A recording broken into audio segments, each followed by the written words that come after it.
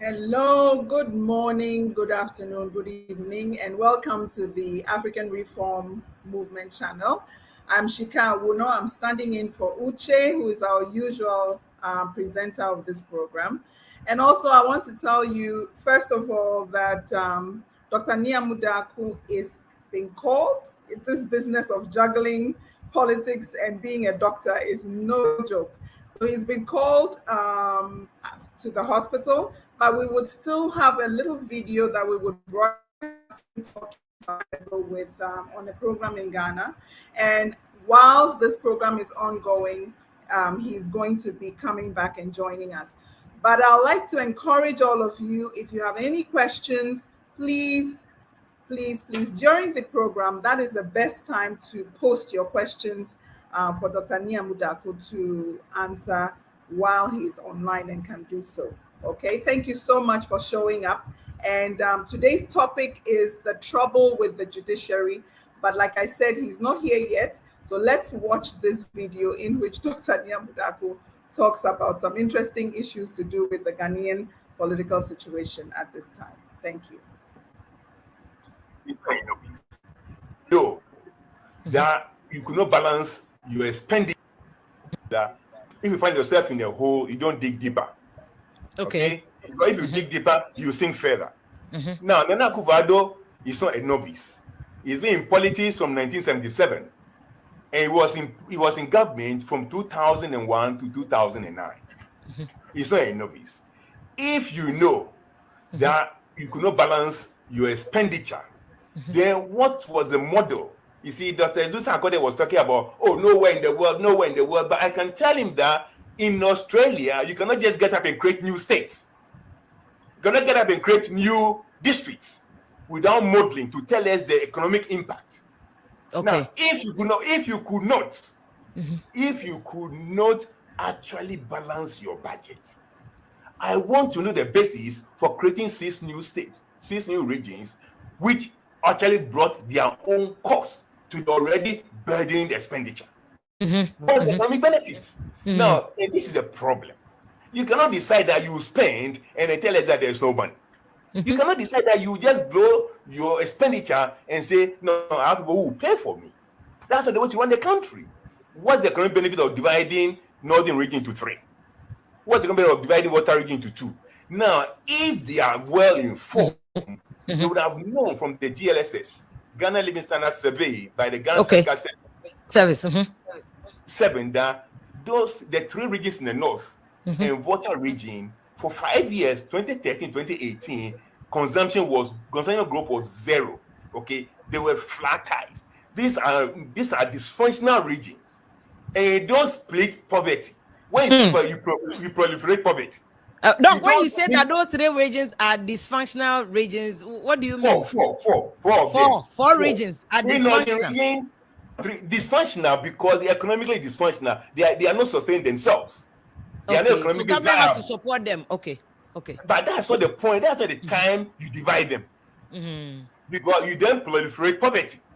Okay. We know from economy of scale, the learned economists will tell you that it is easier, it is cheaper to manage one region than to split them into 3 when there are no economic benefit whatsoever. You just create 6 new regions, 6 new regional ministers, 6 new deputies. That is 12 ministers. Okay, adding to 2014, we said 2014 onwards, we could not do anything about the expenditure. Why do you add more to it when there is no economic benefit? Okay. And then not only that, now we are having 18 justices in our Supreme Court. In Australia here, our economy our GDP is 2 trillion. 2 trillion, we have 7. You have 7 justices? Yes. Okay. 7. Ghana has 18. 8 of them are appointed by Nana Akufo-Addo. Okay. In Australia, we have 150. But the Constitution allows him to appoint them, though. It doesn't allow him to appoint. The Constitution didn't say appoint 50. They can go on to 50. Yeah, but that's the problem with the Constitution. The Constitution says he can. But then the Constitution was wrong. But I wrote an article some time ago, integrity beyond a flawed constitution. Okay, integrity beyond a flaw. If you know and you care about the country, and you know that the country cannot balance its budget, you know that we cannot do anything about expenditure, and you care about the country, why do you keep on increasing Supreme Court judges? He's created about 60 new districts. What for? What for? So you think that the president himself is deliberately overburdening the country and creating unnecessary debt for us? Whether it's deliberately or no, I cannot say because I'm not actually in his head. But I'm telling you what has happened. If he knew that from 2014 upwards, we could not do anything about expenditure, why add more to the expenditure? Why create more? 16 new districts means that 16 new CEOs or whatever they call them, with their VAT and their petrol and everything. We have over 120 ministers. We have 18 Supreme Court judges. Even in America, they have only 9. America has only 9 Supreme Court judges. Ghana has got 18. But Doc, can you explain how the Supreme Court judges are adding to Ghana's debts, though? How they all get paid. They all get paid when they retire. They all go with their salaries. They have also many things which are all part of the bill. Okay. And it's not one bill. You're talking of a country which is not able to control its expenditure, and then you're adding more. We've created 6 regions. What for? In the last census which came out, Greater Accra was 17.7. Ashanti was 17.6. You've created regions which are just 1.8. How are they going to compete? What are they doing? And this all costs money to the state. So all that was a waste. All these things, it was unnecessary. What you need was waste. Where in the world have you seen? When I'm asking that they do who says that? Nowhere in the world. Where in the world have you seen one government coming and increase its state by 60%? One stroke from 10 to 16. Increasing what? Increasing what? The number of states or regions by 60%. Just like that. It never happened before. But what you're talking about is different from what I was talking about, Dr. But you were comparing that. Nowhere in the world this happens. Nowhere in the world. I'm telling you that nowhere in the world. Well, I'm saying that nowhere in the world a government comes and just increases things like that. In Australia, after the COVID, in September, our unemployment was 4.6, and in October, unemployment was 5.2. Just the 0.6 increase. Government rating has gone down because people don't accept it. The finance minister read the budget without telling us what the unemployment rate is, but he's expecting unemployed people to pay tax. How does that work? Okay. What's the unemployment rate? Okay. He was talking as if he was saying that out of 30 million or so people, only 2.3 million people pay tax. 30.8 million, not everybody works, so children don't work. Okay. Only 46% of that people in Ghana from 18 to 60 years who can work. Only 46% of the whole population that can work. That's 14.2. Out of this 14.2, how many of them are unemployed? How are going to tax people who are unemployed? Okay. And the solution to that is to burden people. But I'll come to that. You see, let me tell you something.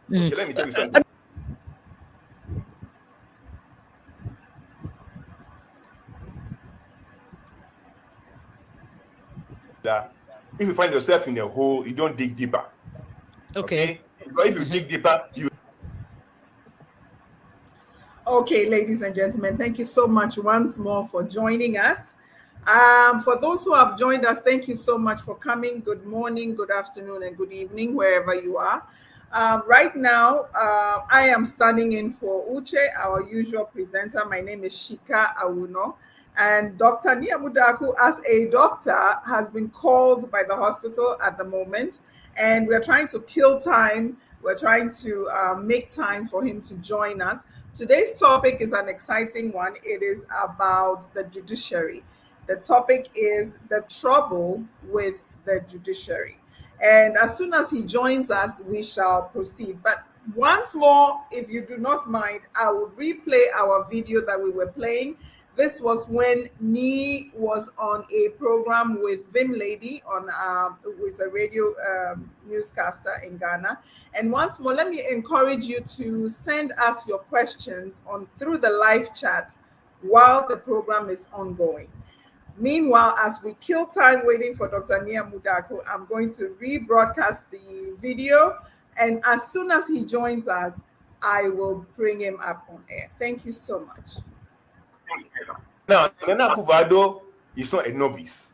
He's been in politics from 1977, and he was in government from 2001 to 2009. He's not a novice. If you know that you could not balance your expenditure, then what was the model? You see, Dr. Edusa Akode was talking about, nowhere in the world. But I can tell him that in Australia, you cannot just get up and create new states. You cannot get up and create new districts without modeling to tell us the economic impact. Okay. Now, if you could not actually balance your budget, I want to know the basis for creating 6 new states, 6 new regions, which actually brought their own cost to the already burdened expenditure. What is the economic benefits? Now, and this is the problem.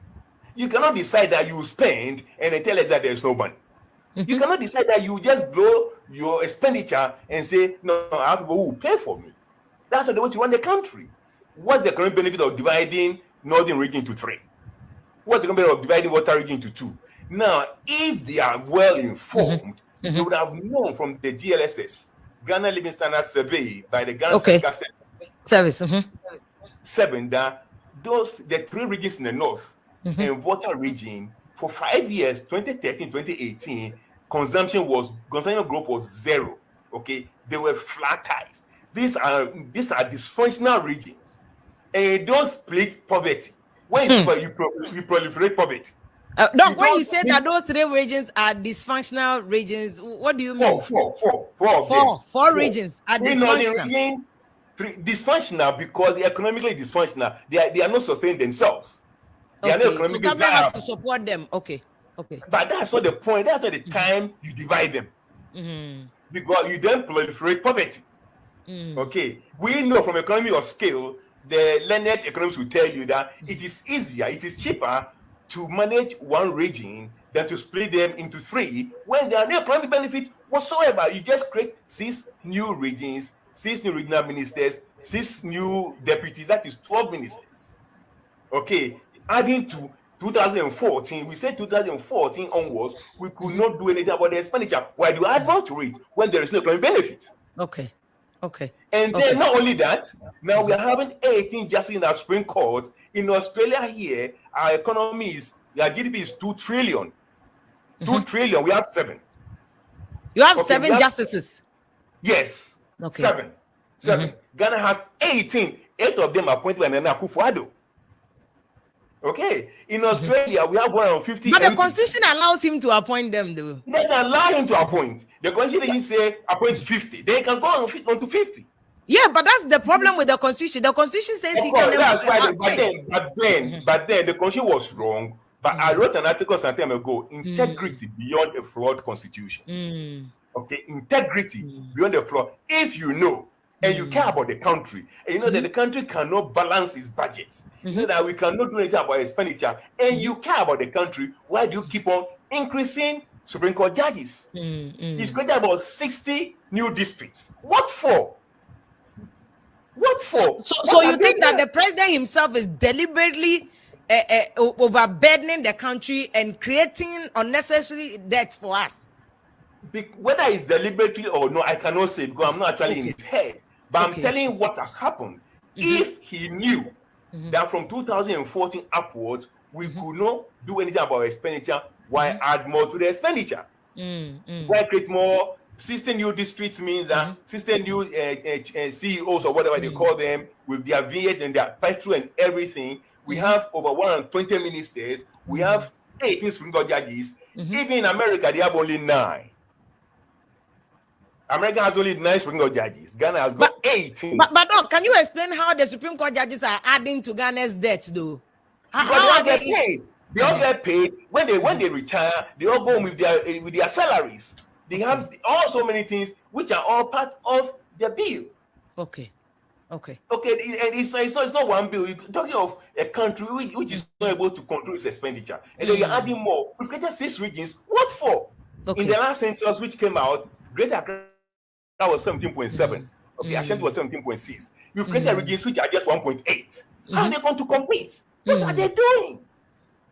And this all costs money to the state. So all that was a waste. All these things, it was unnecessary. What you need was waste. Where in the world have you seen? When I'm asking that who says that? Oh, nowhere in the world. Where in the world have you seen one government coming and increase the state by 60%?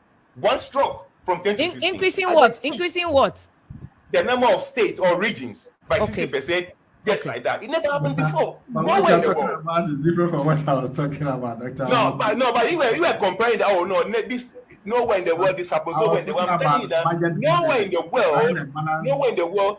Well, I'm saying that nowhere in the world a government comes and just increases things like that. In Australia, after the COVID, in September, our unemployment was 4.6, and in the October, unemployment was 5.2. Just the 0.6 increase. Government rating has gone down because people don't accept it. The finance man read the budget without telling us what the unemployment rate is, but he's expecting unemployed people to pay tax. How does that work? Okay. What's the unemployment rate? Okay. He was talking as if he was saying that out of 30 million or so people, only 2.3 million people pay tax. 30.8 million, not everybody works. So children don't work. Okay. Only 46% of that people in Ghana from 18 to 60 years who can work. Only 46% of the population that can work. That's 14.2. Out of this 14.2, how many of them are unemployed? How are you going to tax people who are unemployed? Okay. And the solution to that is to burden people. But I'll come to that. You see, let me tell you something.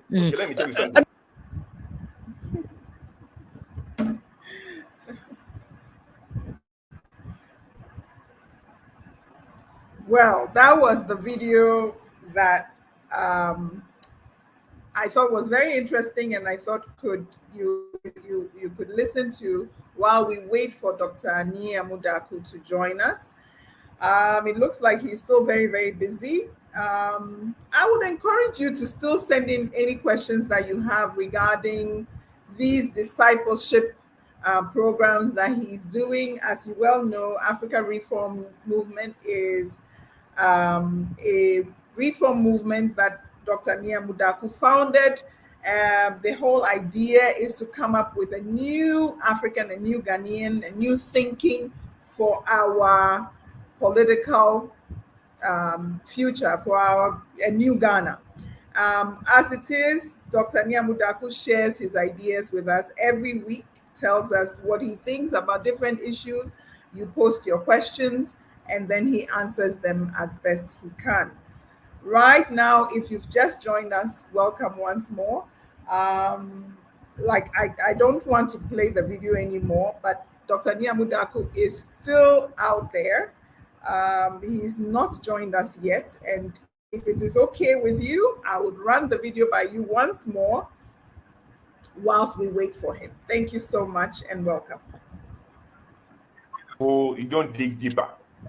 Okay. Because if you dig deeper, you think further. Now, Nana Akufo-Addo is not a novice. He's been in politics from 1977, and he was in government from 2001 to 2009. He's not a novice. If you know that you could not balance your expenditure, then what was the model? You see, Dr. Edusa Akode was talking about, nowhere in the world. But I can tell him that in Australia, you cannot just get up and create new states. You cannot get up and create new districts without modeling to tell us the economic impact. Okay. Now, if you could not actually balance your budget, I want to know the basis for creating 6 new states, 6 new regions, which actually brought their own cost to the already burdened expenditure. What's the economic benefits? Now, and this is the problem. You cannot decide that you spend and then tell us that there's no money. You cannot decide that you just blow your expenditure and say, no, I have people who will pay for me. That's not the way to run the country. What's the economic benefit of dividing northern region into 3? What's the economic benefit of dividing water region into 2? Now, if they are well informed,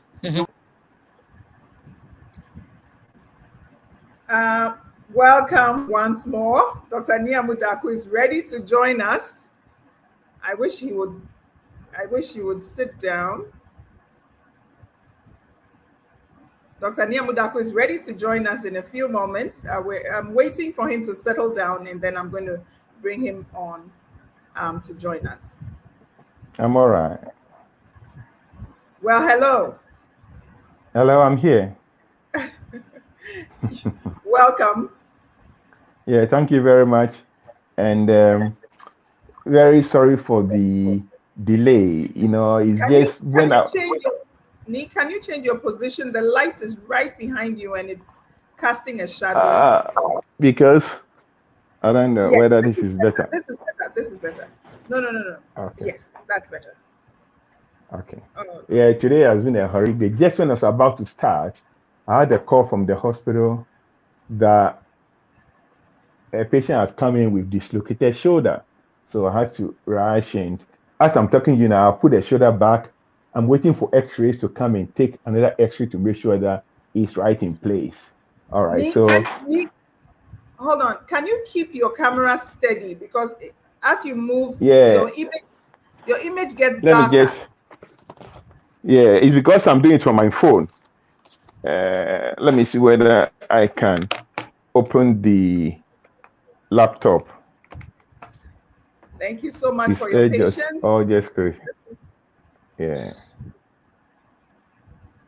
Where is this one too?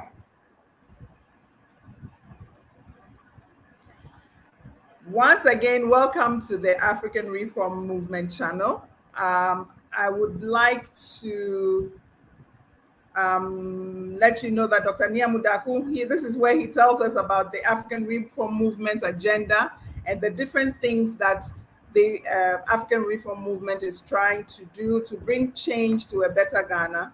Right now, today, the topic is going to be the trouble with the judiciary.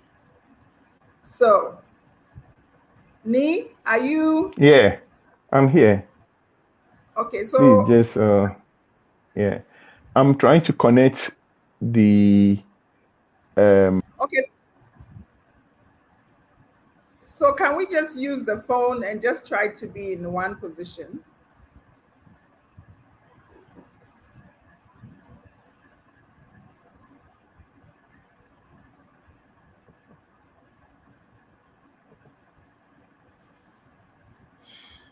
Ni? Hello? Oh my goodness. I apologize for this technical challenge, but if you bear with us for a few minutes, I'm sure Dr. Niamudako will join us shortly.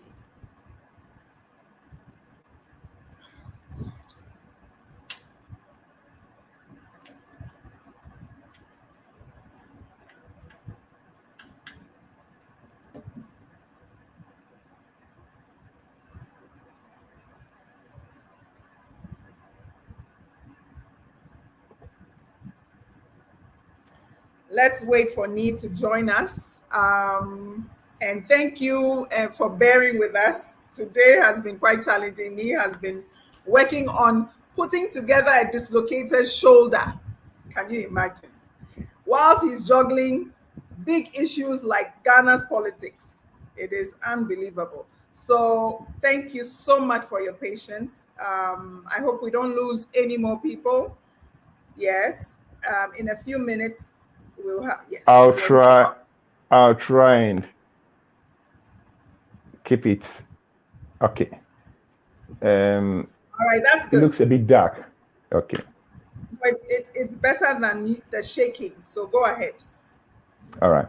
So comrades, thanks very much for your patience. Today we're going to talk about a very important topic, a topic very close to my heart, and that is the trouble with the judiciary. I mean, nowadays all we hear is slamming and slashing the judiciary. I want us to have a very critical look at why the judiciary is in trouble. We have to understand that the judiciary is not a creation of its own, but it's a creation of the Constitution and actually a creation of Ghanaians. We'll try and go step by step.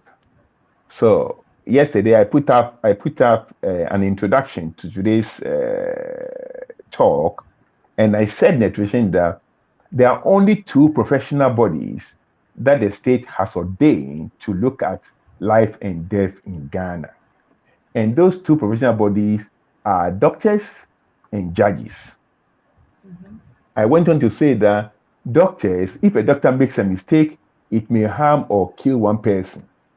But if a judge makes a mistake, it may harm or destroy a whole nation. And for that matter, in the hierarchy of things, judges are more important than doctors. I also said that judges may claim to represent the healer, the Son, Jesus. But I believe that judges represent the Father, God himself, because they sit on the judgment throne and they dish out judgment to people. When the judges go wrong, the whole country goes wrong. As far as I'm concerned, they are the salt and the light of our society. When they go wrong, the society becomes tasteless and dark. So it's very important that we get the judiciary correct. It is no wonder that they say that 45.8% of wealth of nations is or resides in the rule of law, because that's where everything starts from. So can we please have the first slide?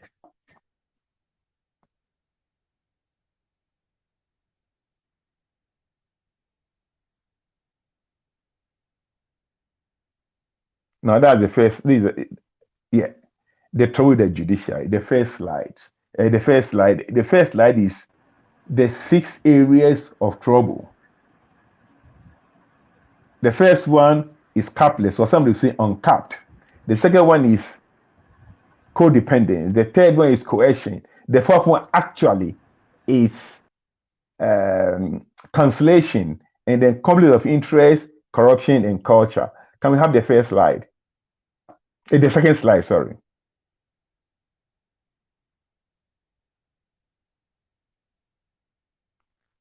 Can we please have the second slide?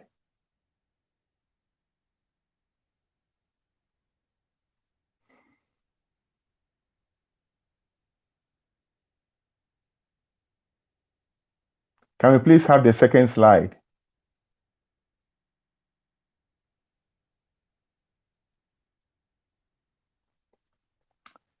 So I use the word capless because I want all the problems to start with C, so that it can be uncapped. This is the only Supreme Court in the whole world which is not capped, which doesn't have an upper limit. And because it has no upper limit, it becomes malleable and manipulatable. And of course, it comes with its own cost. The cost of running a 7-member Supreme Court or a 9-member Supreme Court or 11-member Supreme Court is not the same as the cost of running 18-member Supreme Court or 20-member Supreme Court or 30-member Supreme Court. So whatever doesn't have a cap in terms of numbers also does not have a cap in terms of cost. Now, we started with 9 Supreme Court judges under Rawlings. Today we have 18. The highest single Supreme Court that I know of. In Australia, it's 7 and it's capped. In the US, it's 9 and it's capped. In South Africa, it's 11 and it's capped. In the UK, it's 12 and it's capped. It's only in Ghana that it is not capped, and it's 18 so far. What it means is that the president doesn't have to sack anybody in the Supreme Court. If he gets a judgment that he doesn't want, he will just add more people so that until he gets a judgment that he wants. It makes it manipulable. It makes it very malleable. So that's the number one problem. That's the number one problem. The next slide, please.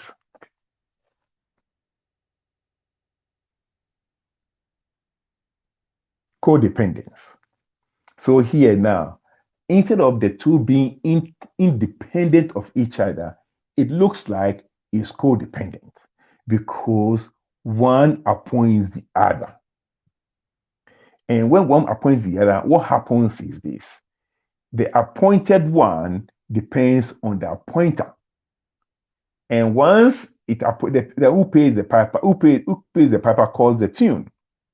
Once he appoints you, for instance, there are 2 vacancies in the Supreme Court. the president calls you that you are one of the people that he wants to appoint to the Supreme Court. But what are you bringing on board for him to? Now, if you want to be appointed, you tell him that, well, I'm going there to help you govern. If you don't want to be appointed, then you can tell him, I'm sorry, I'm going there to do my job. Of course, you don't be appointed.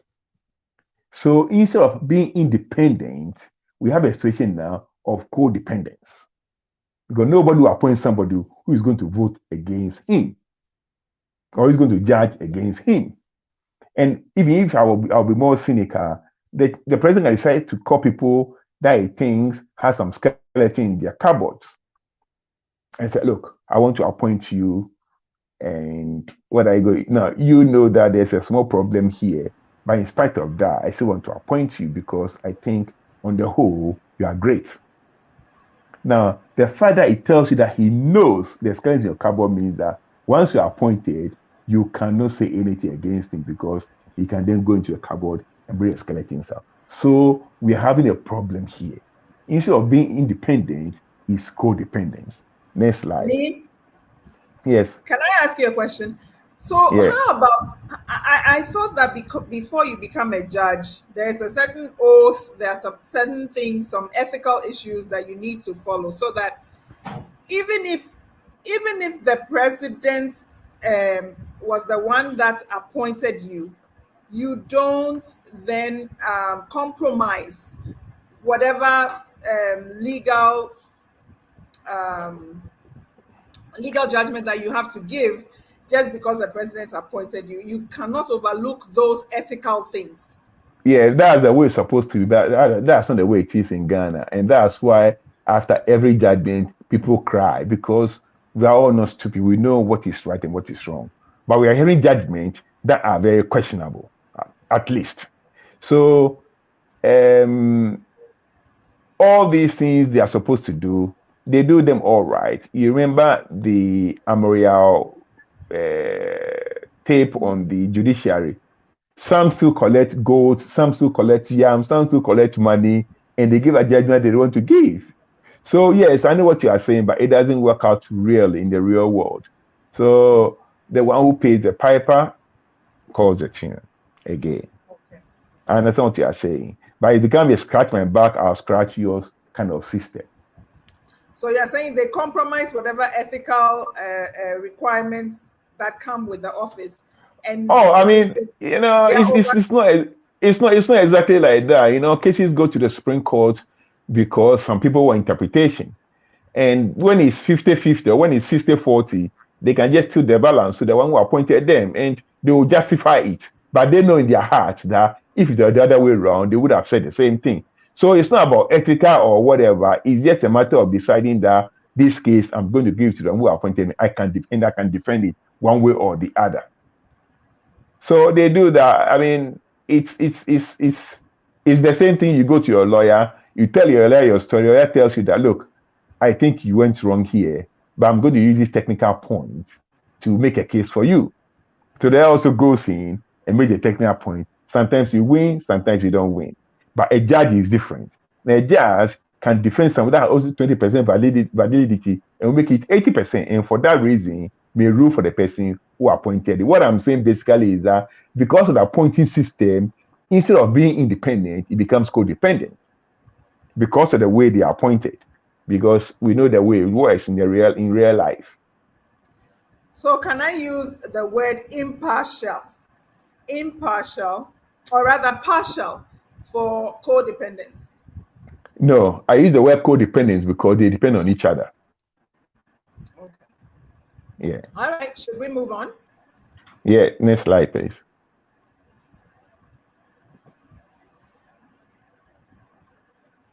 Coercion. Now, this is what you are trying to talk about. That sometimes a judge will still tell the appointer that I feel very strongly about this and I don't want to go your way. And that's when then the president or the appointer will say, well, you can decide to do what I want to do, but you have to know that I have these skeletons you have these skeletons in your cupboard. So sometimes a very cynical and a very dangerous president may appoint somebody that he knows that he holds the person's balls. And when it comes to, the crunch, he will use that, he will squeeze the balls. He say, well, you either do what I tell you or I'll squeeze the ball. And that's where coercion comes in. So one problem is actually appointing people that you know have problems by themselves. And you use those problems to always put pressure on them to rule for you because you appoint them. You have the power to appoint them. So this is part of the trouble with the judiciary. Even those who will be bold enough, they have to be very careful. There is no skeleton at all. Otherwise, the person who has power over the appointment and over their continued appointment in the Supreme Court will use whatever he has against them to bring them down. So the next one is coercion, using something that they know about the president. Coercion. Next slide, please. Cancellation. So it's not just about coercion. The court can do all that it wants. At the end of the day, the president can still cancel their decision by using his prerogative to grant mercy. Like what happened in John Mahama's case, when the Muntie Three threatened that they will rape or kill the chief justice or whatever, and they were cited for contempt. After they've been sentenced, Mahama then went in to grant them mercy and pardon them, and cancel their imprisonment. So it's not just they will coerce, but actually has the power to override. What did I write there? You said cancellation. Yeah, so presidential override. Override. Yeah, so you can actually go in there and override the decision of the Supreme Court because the Constitution allows him to do so. And that's the problem. So after being uncapped, he can add more judges to change the decision. After codependence, he can appoint people who would rule for him. After coercion, using what he knows about people to force them to do what they don't want to do. He can actually cancel after they've done everything because he has the power to pardon. So we have a situation where we have a chief justice, but actually the justice in chief is the president. He's the justice in chief. Very much like he's the commander in chief, here is the justice in chief. He can actually override the decision of the court. Next slide. Corruption and it's environmental decay. Now, I'm sure you all know this guy called John Locke, one of the leaders of the Age of Enlightenment in Europe. He brought a concept about personality, and he said that concept is called tabula rasa. That is, when we're born, our personality was like an empty. That patient's he's not awake yet. Still sleeping. Yeah. What's his heart? He's not on a non-rebreather. He's not even making it to 95. Okay, how can you see? I'll have to go. All right, so now, quickly, let me just say this quickly. Corruption is endemic in Ghana. Corruption is endemic in Ghana. And since the justices are part of Ghana, you also expect them to be corrupt. They are no angels from heaven. So when you hear of all these things, don't be surprised that your judges are corrupt. Don't be surprised your doctors are corrupt. Don't be surprised your policemen are corrupt because the whole country is very corrupt. We lie. In Ghana, lying is a coping mechanism. If you're a child and you don't lie, then you're either very stupid or you don't respect. I was unlucky. I was said to be disrespectful because I spoke the truth to anybody. Those who were not lucky, they were told to be stupid. You are very stupid to say this. You put your brother in trouble. You put your mother in trouble. Very stupid boy. We lie. That's our system. And somebody who has been brought up to feel that lying, it's a coping mechanism. It's not very easy for the person to change when he's 55 and it's the Supreme Court. So apart from the constitutional problems, we have cultural problems. We have environmental problems. And it's also a major challenge. We lie without blinking an eye. And we are corrupt because we are liars. The next slide.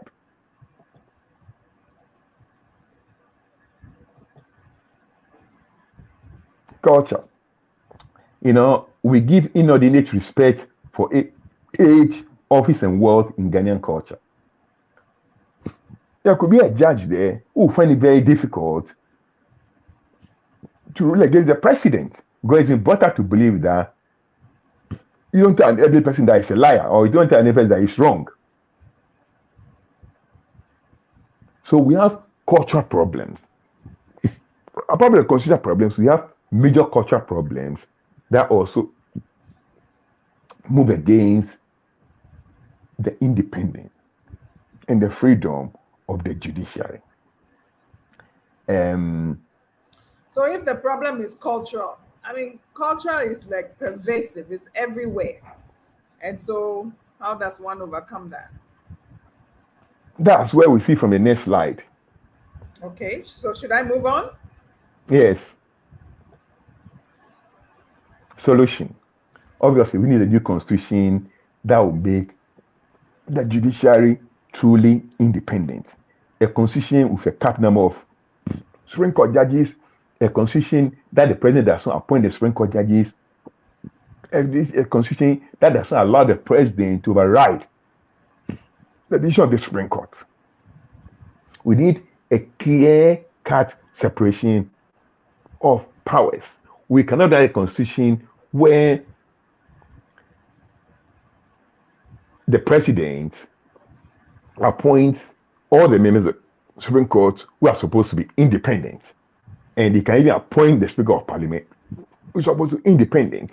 And can appoint all the members of the Electoral Commission who are supposed to be impartial. We cannot have it that way, but that's what we have. The solution is a new constitution to solve the first problems.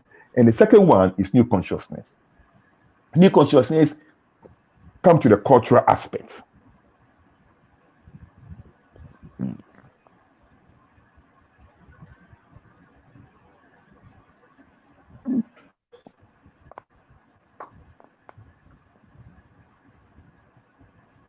Hello?